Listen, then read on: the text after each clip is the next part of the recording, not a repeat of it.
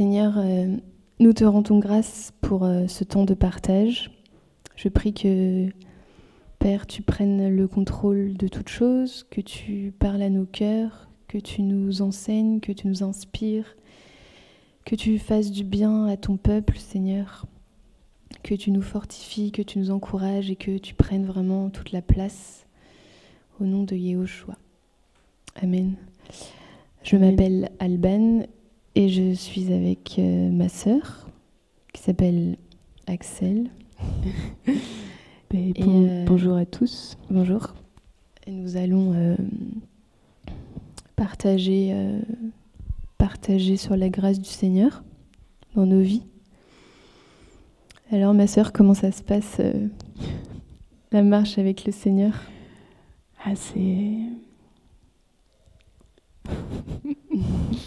La marche avec le Seigneur, on s'ennuie pas, on va dire. On s'ennuie pas et il y a tellement de choses à dire. Et toi, Alban, comment ça se passe la marche avec le Seigneur? Ben écoute, ça se passe bien. Moi, ce que je pourrais dire, qui m'a marqué dernièrement, c'est à quel point le Seigneur est fidèle, en fait. À quel point le Seigneur est fidèle, parce que au fur et à mesure de la marche, il nous montre à quel point on est mauvais, on est mauvaise, on est mauvais, on a beaucoup de défauts, on a beaucoup d'imperfections, on a beaucoup de mauvaises pensées, on a un mauvais caractère, on est pourri, comme j'aime bien le dire, comme je le dis souvent à moi-même. On est pourri et malgré cela, en fait, il nous aime et il est fidèle et tu vois, dernièrement, en fait, j'ai remarqué qu'à chaque fois que je pouvais prendre un mauvais chemin ou que j'ai fait un mauvais choix ou que j'ai fait quelque chose qui n'était pas dans sa volonté, en fait, il m'a toujours prévenu, soit quelques jours avant, soit après avoir fait une erreur. Et en fait, il m'a toujours prévenu en songe, mais ça pourrait être autrement. Il est fidèle, quoi. Il est vraiment fidèle et il nous aime. Et la repentance, c'est vraiment une gloire pour nous. C'est vraiment...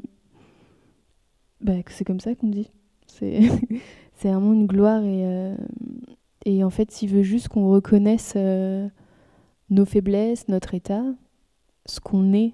Mais il est toujours là pour nous encourager, il est toujours là pour nous fortifier, pour nous guider. Et il est fidèle, il est vraiment fidèle. Malgré nos infidélités, malgré nos imperfections, malgré notre caractère, il est là et il veille sur nous. Et je ne sais pas si tu as quelque chose à dire sur la fidélité du Seigneur. Oui. Ouais, c'est vrai, c'est...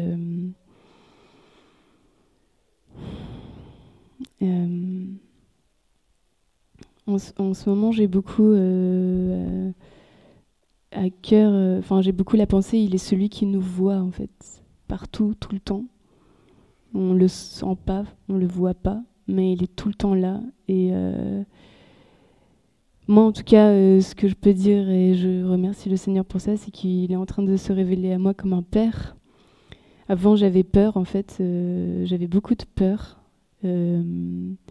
J'avais peur un peu de lui, en fait. Et j'avais peur qu'il me frappe, ou j'avais des... Et en fait, j'ai vécu des choses très fortes où... Comment dire? Il m'a soutenu. Il m'a mis dans un feu, il m'a soutenu, il m'a amené jusqu'au bout de cette course, de cette épreuve. Et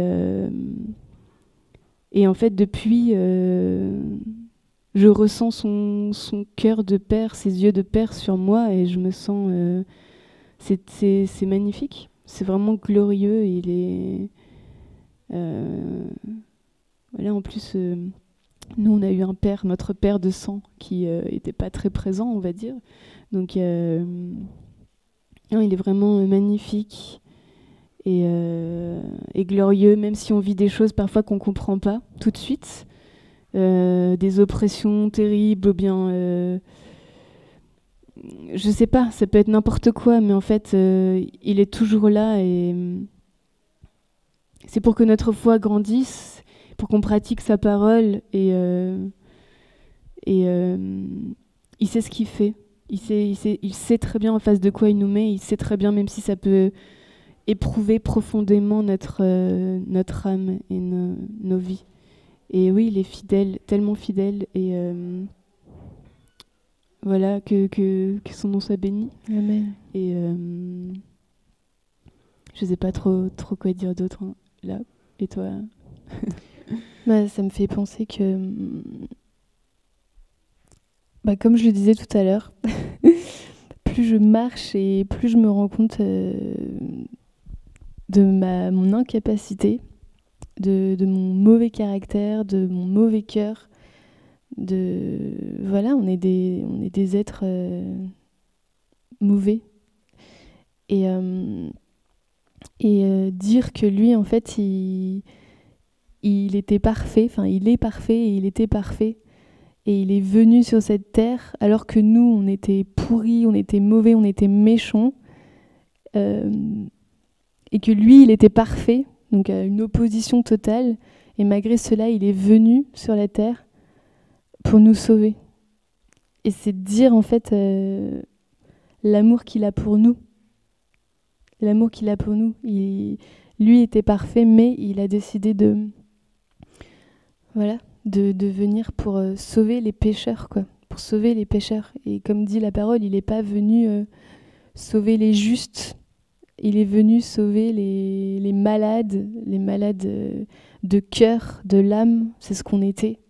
On était amers, remplis d'amertume, on était remplis de blessures de l'âme, on était remplis de mauvaises choses, de jalousie, de méchanceté, de haine, personnellement, de rancune, d'amertume.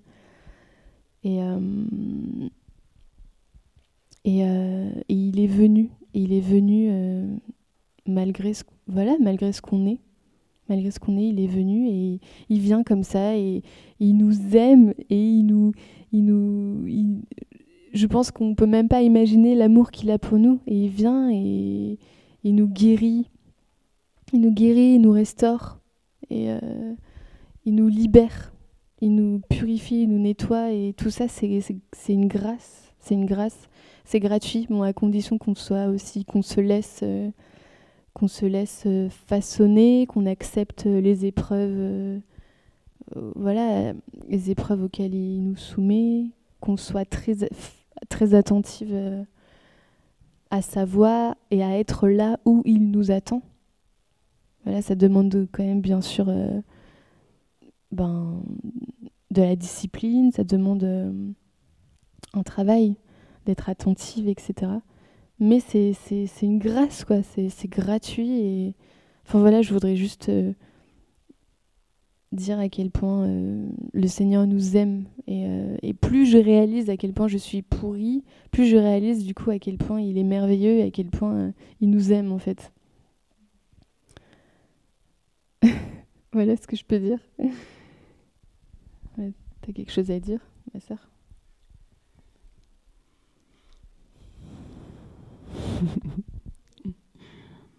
Oui, amen.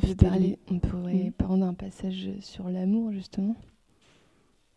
Un passage qui est magnifique. 1 Corinthiens 13. Bon, je sais que c'est un passage qui se lit beaucoup, qui se répète. Mais moi, à chaque fois que je le lis, c'est toujours nouveau. C'est toujours nouveau pour moi dans mon cœur. Et je ressens toujours des choses différentes. Et donc, je vais lire ce passage parce que pour moi, c'est un passage c'est un passage qui bouleverse mon cœur à chaque fois que je le lis. Donc, je vais le lire. Tu veux le lire, Axel? Oui, c'est qui à lire, tiens. sur À partir de où? de 1 Corinthiens 13, de là jusque... Voilà, jusque 8. Donc 1 Corinthiens 13 du verset 1 au verset 8.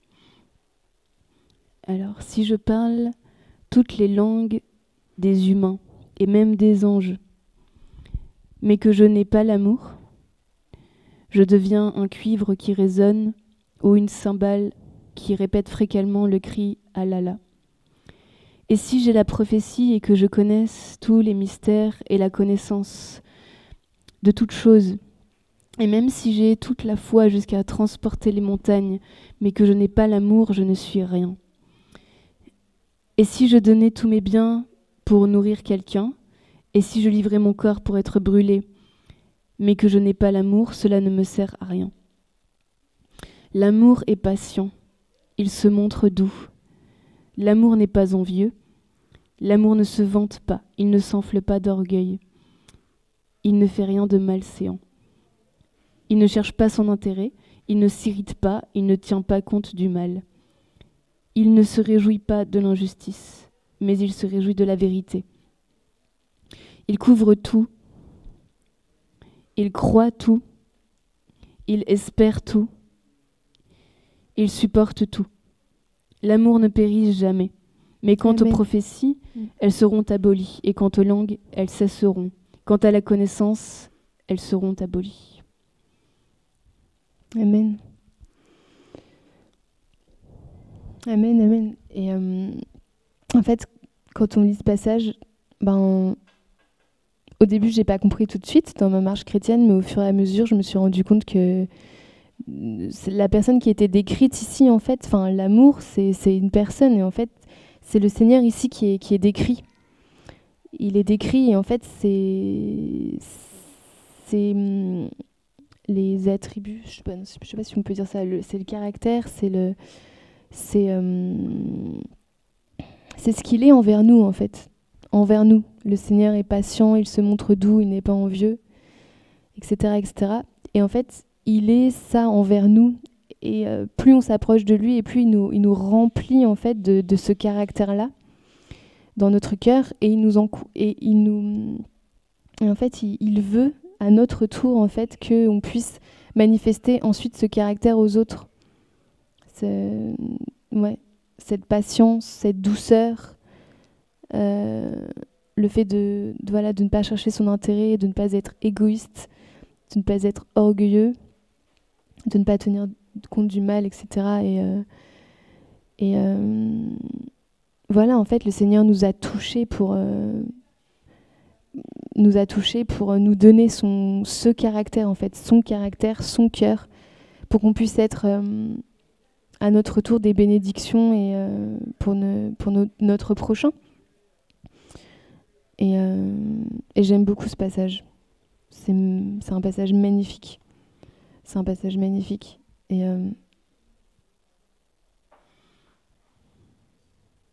il espère tout, il supporte tout. Et Amen. Voilà, on voulait juste vous encourager à tenir ferme dans la foi. Moi, je me rappelle, il y a eu un passage en fait où c'était très très difficile. J'étais très très oppressée. J'avais des pensées, des pensées comme ça. C'était t'y arriveras jamais. Non mais t'y arriveras jamais. Non mais j'y arriverai jamais. J'y arriverai jamais. Et je commençais presque à y croire en fait. Il fallait que je me batte et il fallait que je prenne toutes ces armes là qu'il nous a données, qui sont des armes puissantes, et des moments comme ça où voilà, il fallait que je prenne autorité, et il nous a donné cette autorité, il nous a donné cette force, et il faut la saisir. Parfois c'est une folie, voilà, mais il faut la saisir. Il faut la saisir, il faut proclamer des paroles, il faut y croire, mêler ces paroles avec la foi qu'il est fidèle, fixer nos regards vers lui, être porté par les choses d'en haut. Parfois même, c'était comme si j'étais sur un ring, quoi. C'est avec des ressorts sur les pieds. Allez, je m'encourageais, et ça me fortifiait tout le temps. Et Et il est fidèle. Et même s'il y a eu des moments, il y a eu vraiment des pics comme ça, mais en fait, il sait ce qu'il fait, il sait pourquoi il permet. Et il est fidèle, voilà, il est fidèle. Et ne pas tomber dans les murmures. En fait, ça fait ressortir aussi le mauvais caractère, tout ça. Ça fait ressortir tout ce qui est au fond de nous. Et ça a besoin Il sait ce qu'il fait, voilà. Il sait ce qu'il fait, il est fidèle et il ne faut pas murmurer. Il ne faut surtout pas murmurer. Il faut tout saisir par la foi. Et il faut parfois une violence. Ce sont les violents qui s'emparent du royaume. Amen. Mais tout ça, il nous l'a donné. Et voilà ce que je peux dire. C'est vrai que l'ennemi il veut toujours nous agiter, nous troubler, nous faire entrer dans les raisonnements, les cogitations, les peurs, les doutes. Moi, j'ai toujours cette image que voilà, on peut être dans un bateau et ce que veut l'ennemi, c'est nous secouer dans tous les sens, pour qu'on voit plus, pour qu'on prenne plus, et le Seigneur nous appelle toujours au calme. Il y a un passage qui dit c'est dans le calme et le repos, le retour à moi que sera votre force. Et en fait, dans ce trouble que l'ennemi nous envoie, ces peurs, ces doutes, etc., il faut se poser, en fait, se poser, fixer nos regards sur le Seigneur, comme dit Hébreux 12 ou Hébreux 13, je ne sais plus, de fixer nos regards sur le Seigneur et de se rappeler ce qu'il a fait pour nous à la croix, se rappeler à quel point il est bon, et lui faire confiance, en fait. Avoir une grande confiance en lui et revenir dans ce calme, dans cette stabilité. Parce que le Seigneur, voilà, il nous appelle à la stabilité, c'est notre rocher. C'est notre rocher. Et, voilà, donc quand on commence à être troublé, agité, etc., surtout nous, les femmes, on peut être très sensibles, très émotionnelles. Mais il faut revenir dans la paix, dans le calme, dans la tranquillité, dans la prière et dans la confiance au Seigneur. Et il est fidèle, il est merveilleux et il nous abandonnera jamais. Amen. Voilà, il faut rester les yeux fixés sur lui dans la paix. Et si on a fait des erreurs, moi j'en ai fait beaucoup, si on a fait des erreurs, il est fidèle. La repentance, c'est vraiment notre gloire, quoi. Enfin, ça ne veut pas dire qu'il faut pécher volontairement, mais il voit nos cœurs, il voit la sincérité de nos cœurs. Et voilà, si on a fait des erreurs, si on a fait mal des choses, on va à ses pieds, on crie à lui, on lui demande pardon. Et par la foi, on saisit son pardon, en fait. Et on ne rentre pas dans les cogitations. Ah oui, mais est-ce qu'il m'a vraiment pardonné? Parce que moi, ça pouvait m'arriver de me repentir pendant 2 semaines sur la même chose, quoi. Et non, en fait, beaucoup de choses, plus je marche aussi, je me rends compte que beaucoup de choses se saisissent par la foi et par la paix. Et c'est pour ça qu'il nous dit, le Seigneur, qui veut qu'on ait des cœurs d'enfants. Et voilà, donc ceux qui font des erreurs, ceux qui sont tombés, mais revenez au Seigneur, il est fidèle, il est bon et c'est le temps de rentrer dans l'arche. Voilà ce qu'on pourrait vous dire. Il y a juste une petite anecdote. Dernièrement, j'étais assaillie de... Comment dire ? J'étais pas bien, en fait. J'étais dans ma chambre, je me posais plein de questions et je commençais vraiment à cogiter. Je savais plus trop où j'en étais et tout ça. Et avant, je cherchais un peu à sortir de cet état par mes propres forces. Maintenant, ce que je fais, c'est que je me pose et